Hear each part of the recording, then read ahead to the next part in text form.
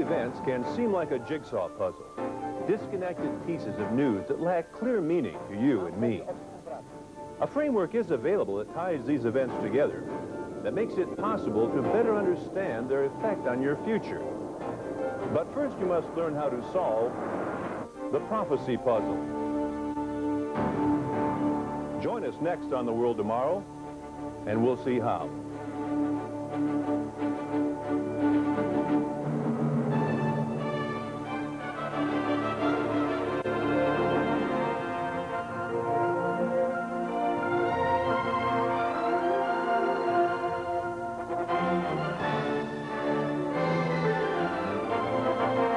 This week on The World Tomorrow, David Albert.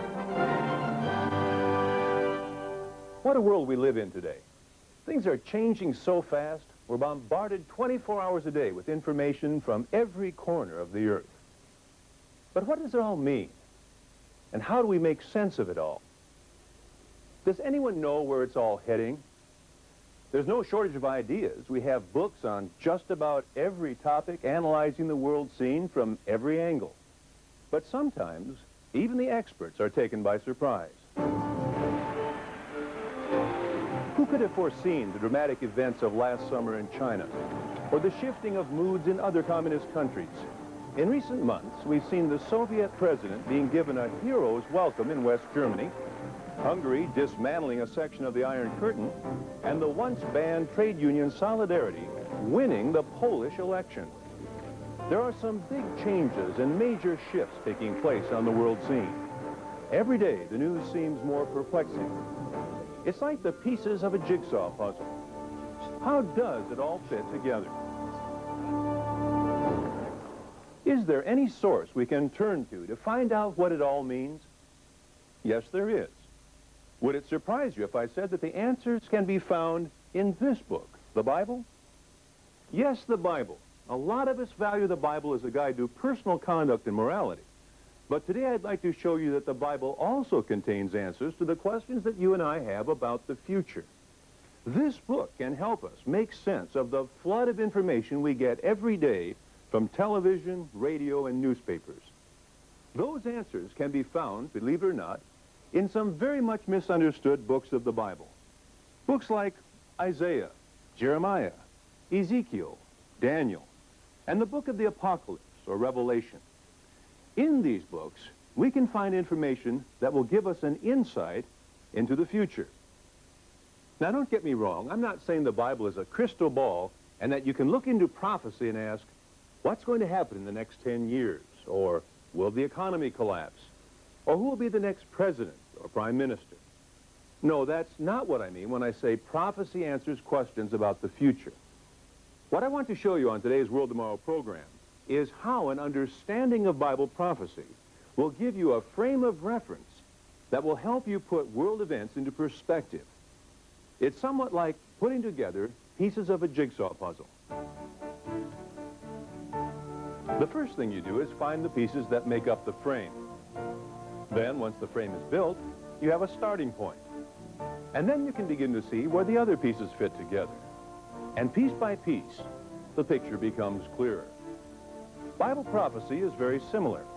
It provides the framework of the future. As we'll see, the Bible shows that what may seem like isolated and unrelated incidents are stages in the fulfillment of a plan that God has set in motion. But a logical question some people would ask is, if the Bible contains this information about the future, why haven't we recognized it before now? Surely even the biggest skeptic would have to take the Bible more seriously if he could open it up and find the news of the day prophesied before his eyes. Well, it isn't quite that easy. It isn't just a question of reading a prophetic book and seeing the answer in plain language.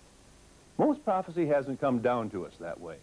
Most of the books of prophecy were composed well over 2,000 years ago, long before the birth of Jesus. They're written in a style we're not familiar with today, and even when translated into a modern language, the messages seem obscure and hard to grasp. When you first read these books with their strange symbols and peculiar visions, you think, how could these writings tell me anything about my future? But prophecy is like a puzzle, and when you put certain elements together, it does start to have meaning. Today I'm going to give you 4 important principles that can help you begin to make some sense of the puzzle of prophecy. The first of these principles is to recognize that prophecies were often revealed in symbolic language. Today we have symbols that we recognize, but they might not mean anything to people living 200 or 300 years from now. In the same way, when you read the prophecies in the book of Daniel, you come across many things you don't understand.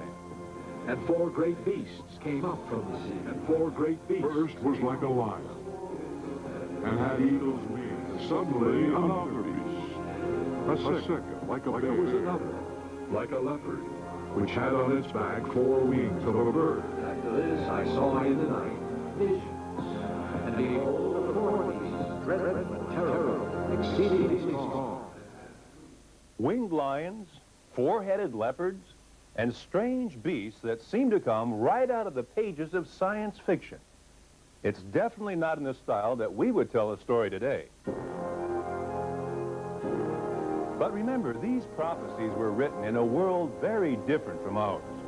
It was a time when events and people were represented by strange and fanciful creatures. God was speaking through the prophets in the language of their time. But we've not been left in the dark about what these symbols mean. You see, the Bible interprets itself. Let me give you a quick example of this. Let's look in the book of the Apocalypse, or Revelation, chapter 12, verse 3.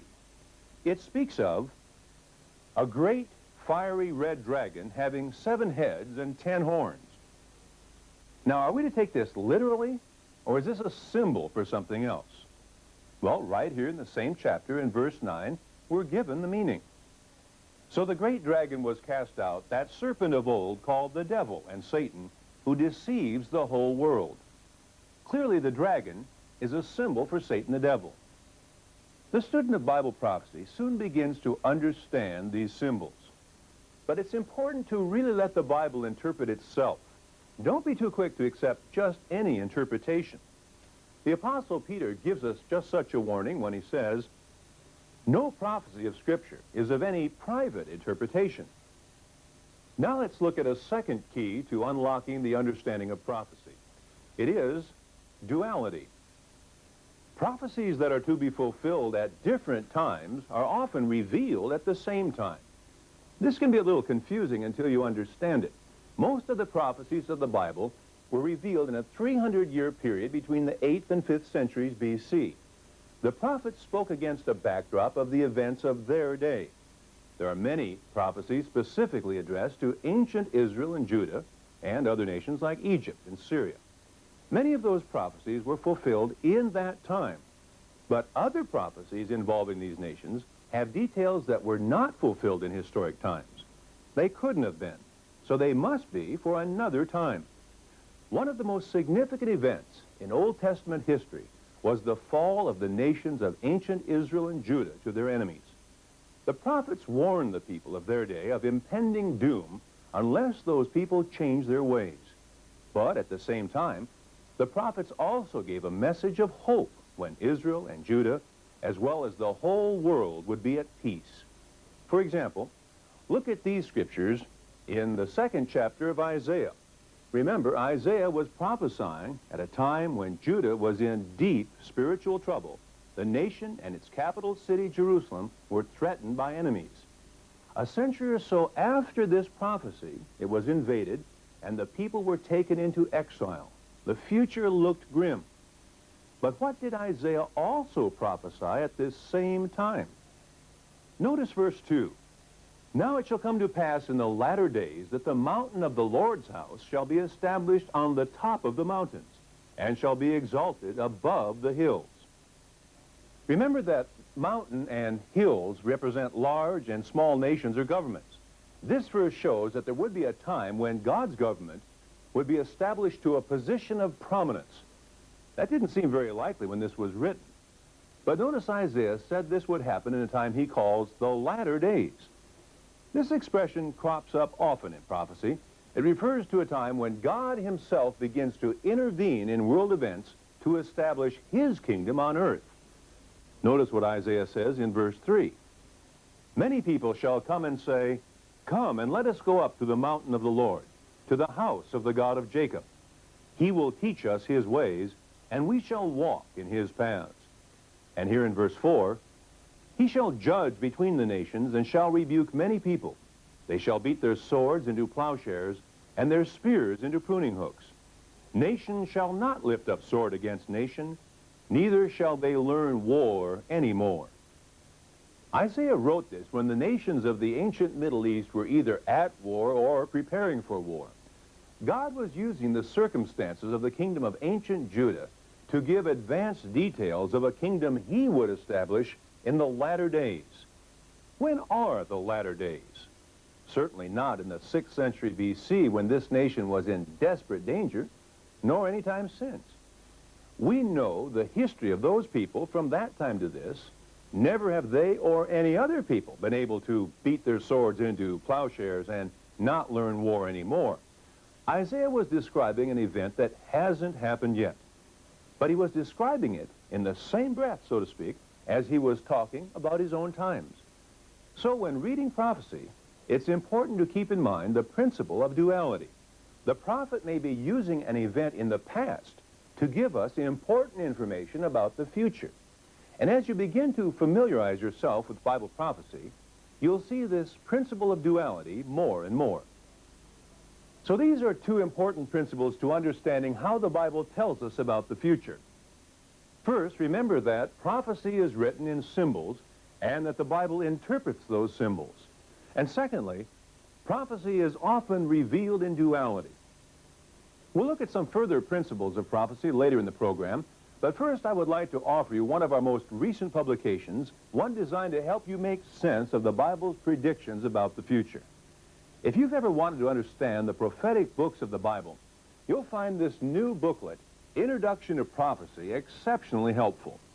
It takes you step by step towards understanding what these ancient prophecies are all about, and more importantly, what they mean for us today. This chapter explains the background of the prophets and shows you how their prophecies go together to build a framework in which we're able to fit the events of our modern world. Another chapter, Unfinished Business, explains how many of the Old Testament prophecies weren't totally fulfilled then and how they also refer to events of the future. The next couple of chapters, Jesus and Prophecy and A Voice Across Time, give you keys from the New Testament to help you better understand prophecy by linking events of the Old Testament with those of today. And the last chapter, So Now What, explains how prophecy is not just given to provide us with intellectual stimulation, but also provide us with critical information. Introduction to Prophecy will help you begin to gain a new perspective about the past, the present, and most importantly, the future. Be sure to request your free copy of Introduction to Prophecy. And if you're not already a subscriber, we'll also be sending you a free year subscription to the Plain Truth magazine. The Plain Truth is a news and family magazine that relates the events of our modern world to the prophecies of the Bible. The Plain Truth will help you sort out what's really important from what's merely sensational. Now, all of our literature is absolutely free of charge, with no cost or obligation whatsoever. And I'll be offering both of these free publications again at the end of the program. We've already looked at two important principles to help us understand prophecy in today's program. Now let's look at the third one, the identity of modern nations. If the Bible is to shed some light on events in the modern world, how does it identify today's nations? Well, in some cases, this is a simple matter. Some nations mentioned in the prophetic passages of the Bible are still called by the same names, and they are basically in the same locations as when prophecy was written. For example, Egypt, Syria, Libya, Ethiopia, and Lebanon. In other cases, a nation may have changed its name, but the people can still be identified.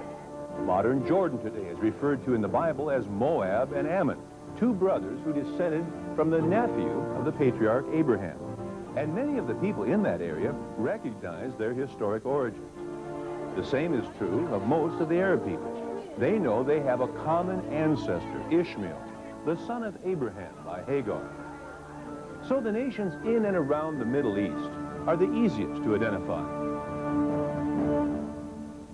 But when we come to some of the major powers in the world today, it's more difficult. When Isaiah, Ezekiel, and Daniel wrote, there was no United States, no Soviet Union, no France, no Britain, no Canada, or no Germany. But you can't explain the modern world unless you acknowledge its major powers. The Bible does include them in the prophecies, even if it doesn't mention their modern names. Let me give you an example. Using what we have already learned about symbols and duality, let's look again at Daniel's fascinating prophecies.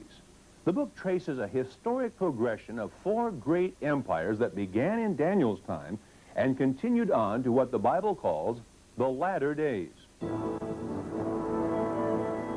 In the 7th chapter of his book, Daniel tells us how he saw this panorama of history in a series of strange symbolic creatures.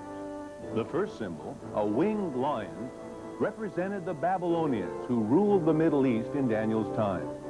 Then, using other symbols, which the book interprets, we see the Babylonians were replaced by the Persians, represented by a bear. They, in turn, were to be supplanted by the Greeks, who were symbolized by a 4-headed flying leopard. Then, a 4th empire, stronger and more formidable than any of the others, comes to power. History identified this as the Roman Empire, which lasted until the 5th century A.D.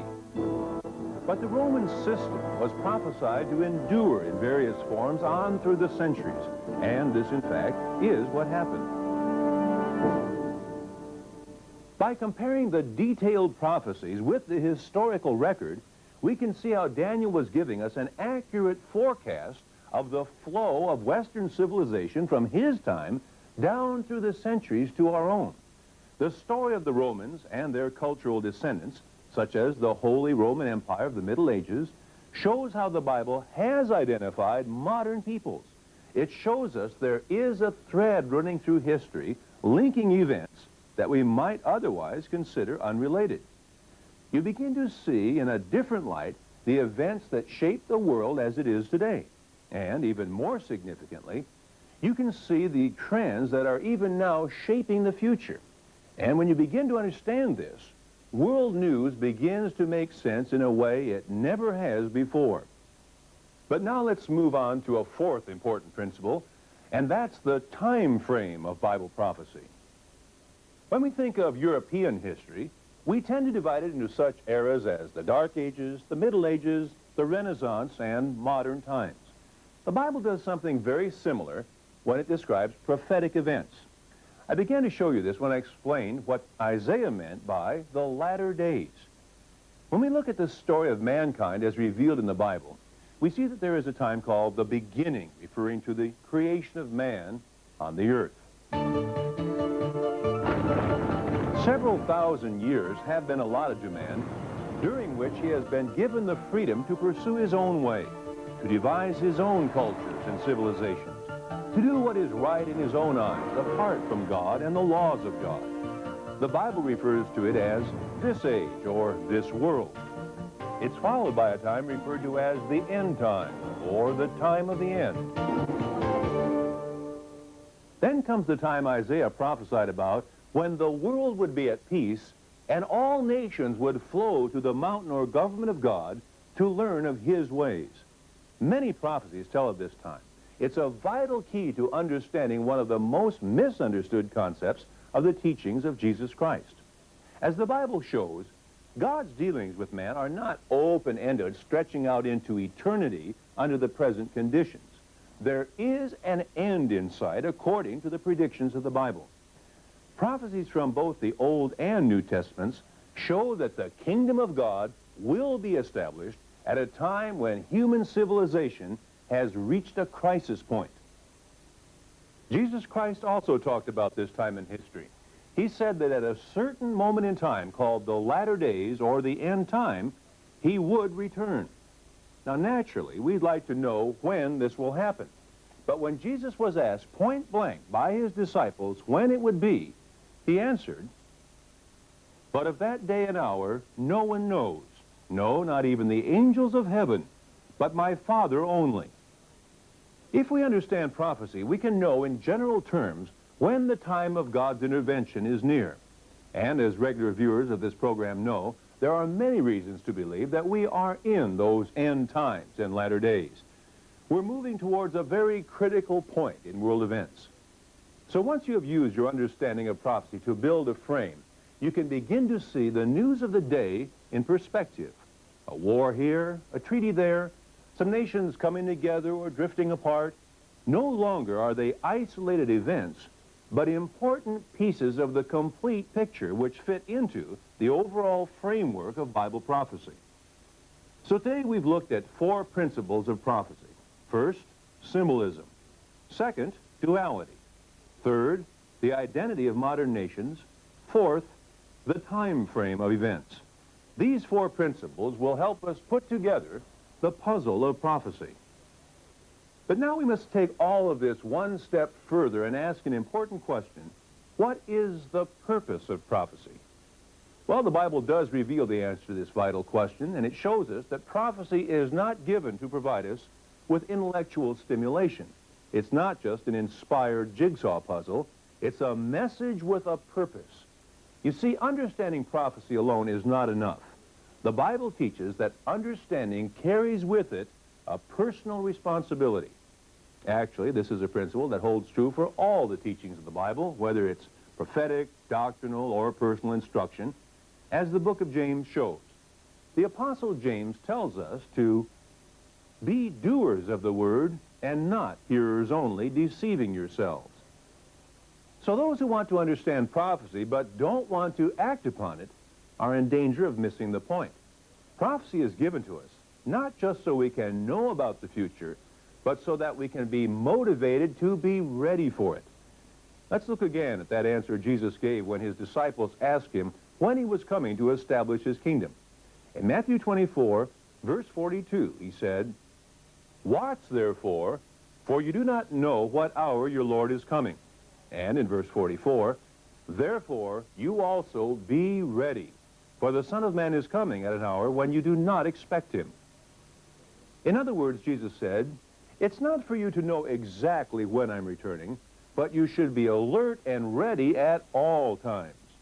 So while the understanding of prophecy is a fascinating study, it's important to understand that it also carries with it a personal responsibility. Our world is changing, and not necessarily always for the better. You need to know more about what's going on, and you can as you understand the framework of events as revealed in these invaluable prophetic books of the Bible. Now, to help you better understand this important subject of prophecy, I'd like to once again offer you today's free literature, Introduction to Prophecy, and the Plain Truth magazine. First, let me tell you about this intriguing booklet, Introduction to Prophecy. It's designed to help guide you through the first steps in understanding prophecy, even if you've never read the prophetic books of the Bible before. Chapter 1, But Prophecy Doesn't Make Sense, shows you why these ancient writings, which seem at first so obscure, are important for us even in this 20th century. Chapter 2 gives you the background of the prophets. We've covered some of that in the program today, but there's more you need to understand. Chapter 3 will show you that all prophecy wasn't fulfilled in the days of the Old Testament, that there's much unfinished business or prophecy yet to be completed. Chapter 4 explains how Jesus Christ was also a prophet. Chapter 5, A Voice Across Time, takes a look at the Apocalypse, or book of Revelation, the last book of the Bible, which is the key in understanding how many other prophecies fit together. And the last chapter, So Now What?, explains that prophecy was written with more in mind than just to intellectually stimulate us. It also contains an important message for all of us. With this booklet, Introduction to Prophecy, you'll begin to see how the prophecies of the Bible, far from being obscure and hard to understand, fit together to give us a whole new understanding of the past, the present, and most importantly, the future. Be sure to request your free copy. And if you're not already a subscriber to our magazine, The Plain Truth, we'll also be sending along a free subscription for as long as you'd like. If ever there was a need to understand the world you live in, it's today. And that's what this remarkable magazine is, a magazine of understanding. Each month, The Plain Truth examines the really important issue, world news, social problems, and topics like the one we've covered today. It'll give you biblical insight so that you can understand the events that will affect your country, your family, and yourself. An example is this article, Jerusalem, a fire in the city of God. Throughout its long history, this ancient city has been fought over more than any other on earth. The tensions between Jewish, Muslim, and Christian factions over this holy city pose an ever-present threat to peace in the area. This article shows how Bible prophecy reveals that Jerusalem will soon become the focal point of events that will have global impact. With articles such as these, we know you'll find The Plain Truth helpful and informative. There's no magazine like it, and there's absolutely no subscription price. It's yours, free for as long as you'd like. So once again, be sure to request today's free literature, this booklet, Introduction to Prophecy, and a free subscription to The Plain Truth magazine. Please telephone for the cost of a local call, 008-074-222. That's 008-074-222. We have many operators waiting, but if you don't get through right away, call us again in 10 or 15 minutes. That's 008-074-222. Now, some of you may prefer to write to us for today's free literature. Then simply address your request to The World Tomorrow, GPO Box 345, Sydney, New South Wales, 2001. That's The World Tomorrow, GPO Box 345, Sydney, New South Wales, 2001. We certainly hope you've enjoyed our program today. Now here's a preview of what's coming up next week on The World Tomorrow. Marriage, a commitment to love and honor till death do us part. Or at least that's how it begins. Yet today, more and more marriages are ending in divorce, leaving a trail of broken dreams, heartache, and shattered lives. In today's complex world, is it possible to have a strong, happy marriage that lasts a lifetime? Don't miss next week's insightful program, Improving Your Marriage. Thanks for being with us today. I'm David Albert for The World Tomorrow.